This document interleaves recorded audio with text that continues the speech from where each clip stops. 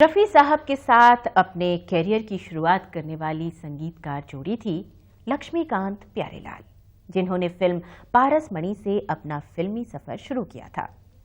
एक इत्तेफाक ही कहा जा सकता है कि आवाज के इस अजीम जादूगर मोहम्मद रफ़ी का आखिरी गीत भी इसी जोड़ी ने 26 जुलाई 1980 में रिकॉर्ड किया, जो निर्माता निर्देशक जे ओम प्रकाश की फिल्म आसपास से था, जिसे सुनकर आज भी यही एहसास होता है कि रफ़ी साहब की आवाज आज भी हमारे आसपास ही गूंज रही है। कभी मरने वाले नहीं, मोहम्मद रफ़ी कभी जाने वाले नहीं।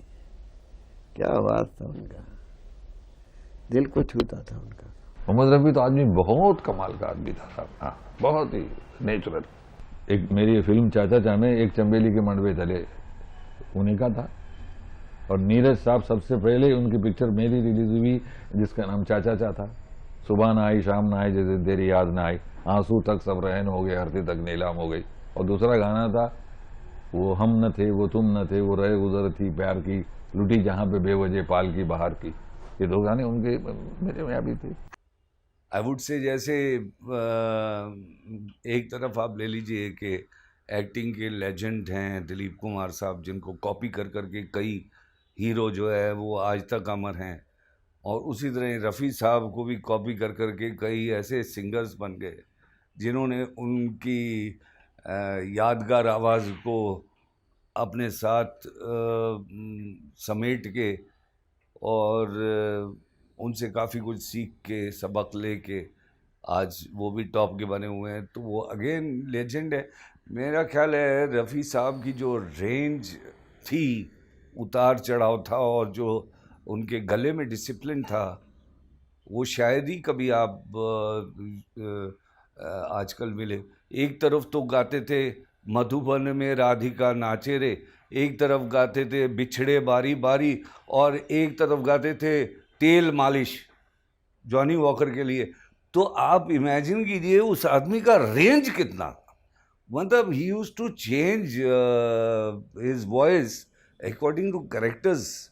यदि हैट्स ऑफ। रंजीत जी, आपने फिल्में भी बनाई हैं और काफ़ी अरसे से इंडस्ट्री में हैं।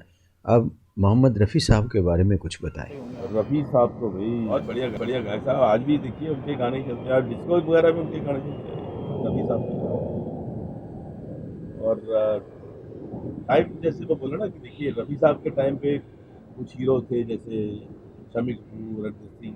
फिर जब काका आया तो किशोर दा आ गए, किशोर कुमार के कुछ आवाज़ें मैच हो जाती हैं। जैसे ऋषि कपूर आया था तो कुछ शैलेंद्र को था, फिर वो चंचल आ गया था, ऐसे ही कुछ होता रहता है। अभी जैसे अभी कोई गांजा वाला कोई आया है, वो शूट कर गए, लेकिन कितनी लंबी इनिंग जो रफ़ी साहब ने इनिंग चली है, उतनी लंबी इनिंग चले तो पता लगे।